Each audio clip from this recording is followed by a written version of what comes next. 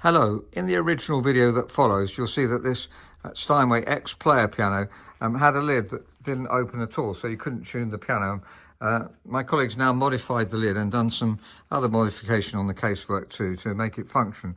So now we're just looking at the piano to see what other work might need doing. Because the lid was solid up to here, you couldn't get a tuning lever at the proper angle for tuning. You had to tune it like this or like this at the top, and really not satisfactory to get an accurate and good tuning. Now the way my colleagues modified the lid is to put this doweling in here and the catch there. So if you look where they fit, the doweling goes in there and the catch fits on here, and that seems to work very well. So there we see the lid fittings from the underside. And then you just present the front panel afterwards, and then the front panel is held on like this.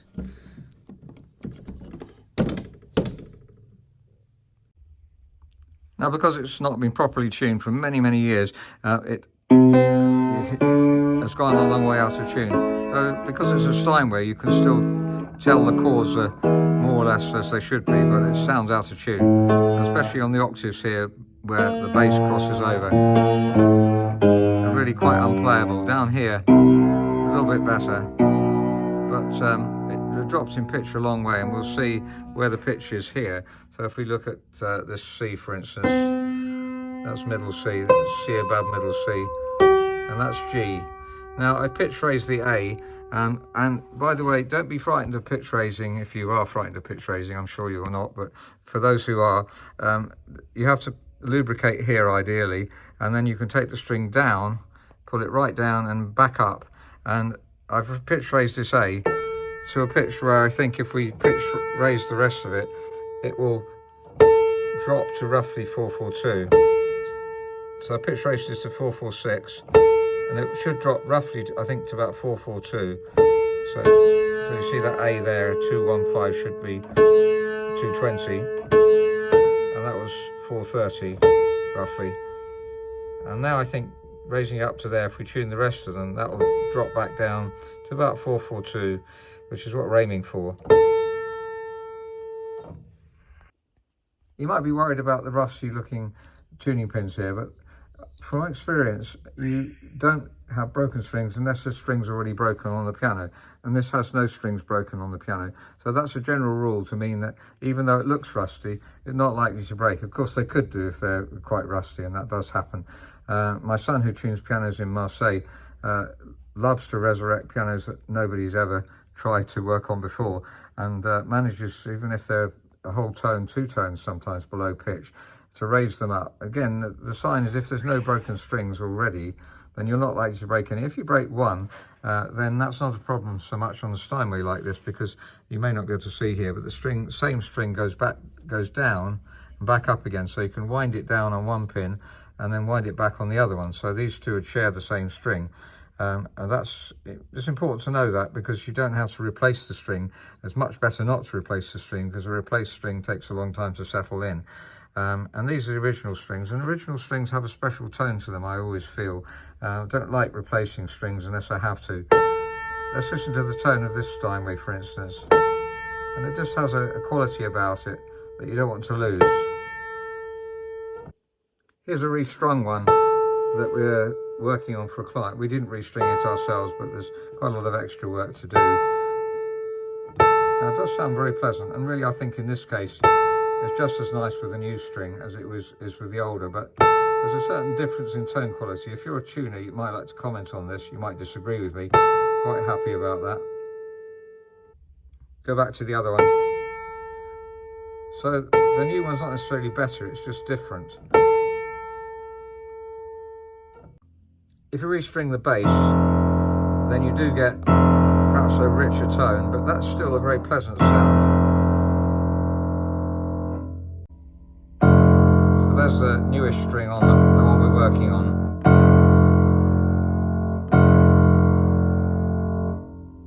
And back to the other one. So the original string is is an improvement, I think, to replace the bass strings, and very often you find that the single bass are replaced, because very often they get very tubby. Though if you turn the string, often if you tighten the winding, that often improves them enormously as well.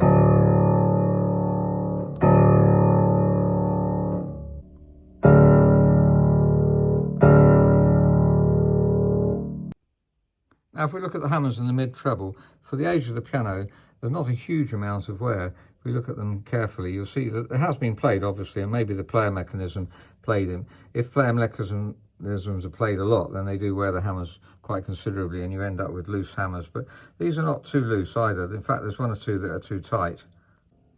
If we lift the dampers off and press this forwards, this is the half-blow mechanism, you can see that a lot of the hammers are too tight, in the bass there particularly, and so they obviously either need new centre pins, or you can lubricate them. Our team prefers to put new centre pins on when they can. Obviously it's cheaper to lubricate, but it's better to change the centre pin. So I'm trying to sort of decide what the most important jobs to do on this piano are. We could fully restore it, obviously. The thing about fully restoring it in terms of value is that you have to really get the case modification back so that it was like a normal piano. And you often do find that these keys are modified so that you can then reduce the size of the case and make it like a normal Steinway. It doesn't quite feel the same, I always feel, when that's done. It depends who's done it. Obviously it can be done very well, but it's very difficult. We did have we thought moss damage under the keys here, but lifting them out, they've already been cleaned and obviously treated for moss, but it doesn't seem to they haven't really attacked the felts too badly in at the front or the back. I'll take another one out so you can see better. There we are. There's two keys come out now, and the back, there's still, they haven't really damaged the felt too much. You can see slight moss damage there, but not enough to have to replace them. If it was a stock piano, we would replace them anyway, but as you can see here, it's not essential. So if you've got a piano that's had moss damage, usually they love eating these felts, and you have to replace them. And the centre ones too, very often are badly eaten, and the back rail. But in this case, there doesn't seem to be too bad. So we have treated it and we've cleaned it out. Now, the damping regulation is a bit varied. If we look at these two, for instance, they're coming off almost exactly correctly. So a half to 2/3 is what I usually prefer. And this one here, though, is coming off much too early. This is just past the break point, if you can see it. So it's coming off when the hammer's about 1/3 of the way to the string.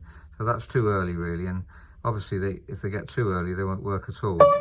And you can also hear a buzz on some of them. And that's dampness got onto the top. You can see there, actually, rust there. So that's obviously water spillage that's got onto it. And usually you can fluff up the felt a bit.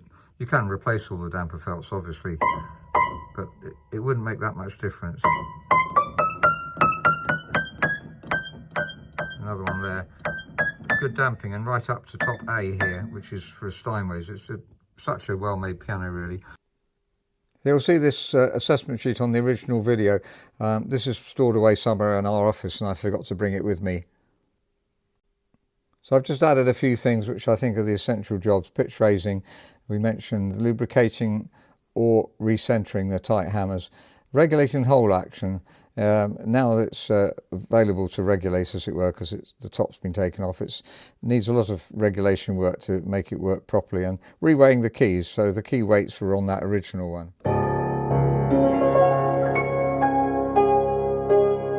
So now that the action is accessible, being able to assess it and see what sort of work needs doing. As you can hear, although it's very much below pitch, it's a Steinway, so it's such a well-built piano, very good iron frame, and it's maintained itself, although all the pitch has dropped together. But then we've pitch raised the A here, so as you can hear, well, not as much as semitone, but you can hear the difference there between the A and the B flat. So that's slightly sharper, and that's 4/4/6 roughly. So that'll drop back down when we tune the rest. It's like a guitar. If you tune up the strings, they all go back down. So if you're used to tuning, you know what I mean. So the underlying tone is superb, and we can tell, comparing it with the other piano, that it's every bit as good as any other Steinway. So we're looking forward to perfecting this and make it sound as beautiful as we can, and play as smoothly as we can as well. So it needs a general regulation, and now that it's accessible, we can do that. Thank you very much for listening, and you'll hear straight on after this. If you want to listen to the original video, then please do. If you want a piano assessed, then please do contact us, info@robertspianos.com, and let us know how we can help. Hello, this is the Steinway that's been sent to us to assess. It was in piano storage before. Apparently it's been in a music college and used as a practice piano, and the case works for, as you can see, a bit the worse for wear, but strangely as well, I can't open the lid here, and I think that's because of the side piece here, which is moved sideways. The other side piece is not there at all, and the piano won't open either, and that's very strange. I can't open it, and I can't see any reason why it won't open, so hopefully you can get that open and assess it. Now I have managed to get the fall open by removing this, and it had to be forced open, and actually this also needs to come off for the front panel to be taken off. It's been very modified, this piano, and it's an X-player piano.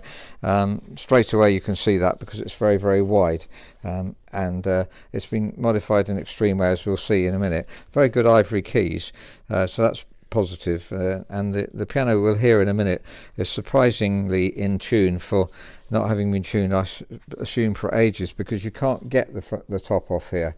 So really don't know. This is very unusual indeed, and never seen anything like it.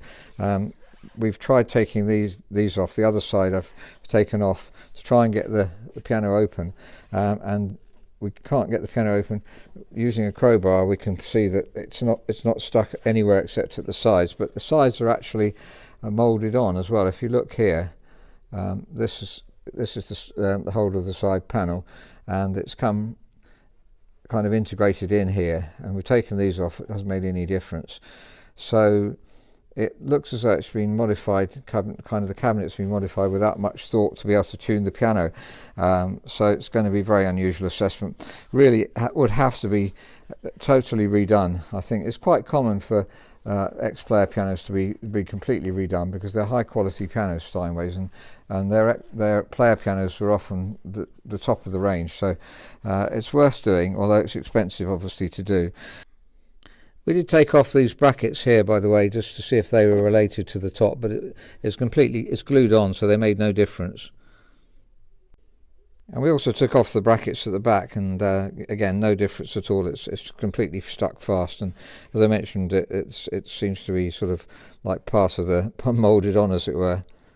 There's the name Steinway and Son, New York and Hamburg. I think it's an American one, just because of the square shape, and also because there are many more Steinway player pianos in the USA. This bottom panel won't come off as well without me damaging the case, so again that's going to be a problem. I have managed to look inside, and there doesn't seem to be anything particularly amiss. The pedals are quite high, but there's a lot of legroom. The casters are tall casters as you get on these. I like lowering them if possible, because although it needs very substantial casters because it's heavy, the pedals are 8 centimeters from the floor, which is a bit uncomfortable, but it's not too bad. And now, looking at the name-board, as we call it here, the name-board felt, you can see clearly it's been moth-eaten, so that's a concern. So I'm going to look underneath the keys particularly. That's where the moths like to attack. Now fortunately the moths don't seem to have completely eaten these felts, as they often do. They love these felts, but you could see some moth droppings there, the green little brown bits here, and I'm sure that's right across the whole of the front. The back rail is fortunately not too bad, so they don't seem to have destroyed it, and the action doesn't seem to have any moth in it at all. That hammer's a little bit farther forward because it's touching the wire there. That's something I can do right away to move. Actually the damper's also moved sideways a bit, so it's not damping properly, and we'll do that in a minute. You see the felt on the back of this key, that's related to the player mechanism, though the player mechanism's totally missing, and in fact the top lid, if we look at the top lid, they seem to have used some of the player mechanism for the top lid, so it's been totally modified. I can put my finger through there and touch the top of the piano, so really it's got to be redone, the whole case, I would suggest. That's the serial number that dates it to 1908. So not being able to remove this top panel without completely damaging it. I really don't know how they've managed to fit it in. It's not made to be taken off, so not made to be tuned basically, so it's going to be an unusual assessment, this. But this is remarkable testimony to the good quality Steinways, in that if you play that octave's obviously out and that unison's out, but generally speaking the unisons are remarkably in tune. For I would imagine it's not been tuned for, well, it's 10 beats flat. If we look here, we can see that's supposed to be A440. That's about 430, 431. That's the A below at 220, 215. So it's 10 beats flat here, 5 beats flat here, as you'd expect. So, and respectively flat, slightly less flat in the bass. So I have managed to test the tuning pins by putting the lever on sideways, and they're tight, as you'd expect, as the unisons are relatively in tune. And the hammerware, player piano hammerware, can be quite intense if they're played a lot with the player mechanism. They plays them quite strongly very often, but in actual fact they have plenty of hammer left here, so that's not a problem. And generally the action felts are reasonable, the tapes are reasonable. That was been taken off and put back on, I would think. It's going to be very difficult and impossible to work on this really without modifying the whole action, sorry, the whole case, and then we can do some work on the action. It's actually surprisingly well regulated. If we look at this C, for instance, the let off is quite late, not as late as we'd like it to be, but not bad, and the dampers aren't lifting off enough. If we push the pedal down, they're not really clearing the strings enough. But normal things that you find on a piano, and Steinway's being obviously one of the best made pianos, is remarkably well engineered. Such a sonorous bass.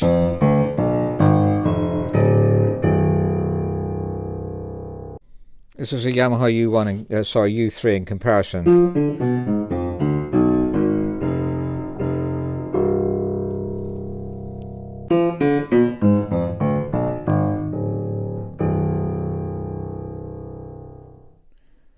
So it's a rather unusual assessment of this Steinway upright Model K sort of style, and 1908, and it's sort of restyled player piano, though it's not completely restyled. Normally you'd also shorten the keys to make it like a normal piano. That's ideal, because then it becomes like a normal piano, and it has value. Doesn't really have much value as it is, unfortunately.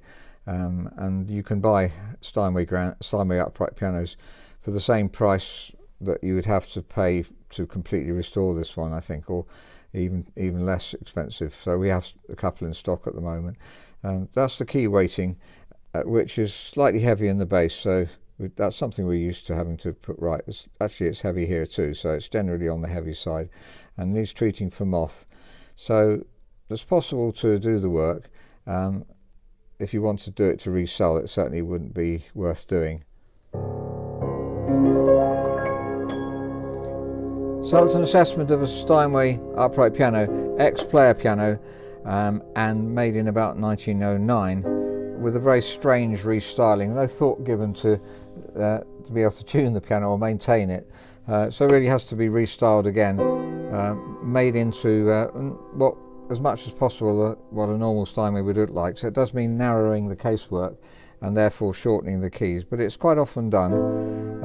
Whether it's not economical in terms of doing it to resell the piano, but if you like the piano, and it has got the typically high quality tone of a Steinway of its type, very flat, but surprisingly the unisons are generally very out of tune. So being about 430 pitch, A430, I would imagine it's not been tuned for 30 years possibly. That's very low pitch, so if you're a tuner and like to comment on that, it'd be very useful to hear. Good quality ivory keys and a bit of moth. If you look at the nameboard felt, you can often tell if you see little bits missing that you've got moth in the piano, but fortunately it hasn't eaten underneath the keys as much as it normally would.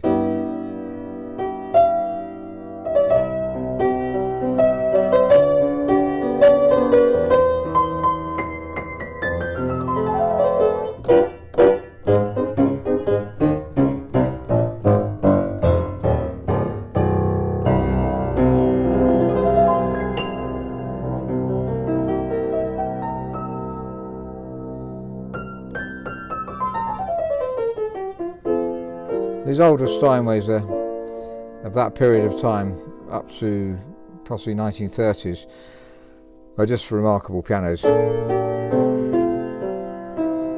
The only competing with it is the Bosendorfer 130, but that's very uncommon in the UK.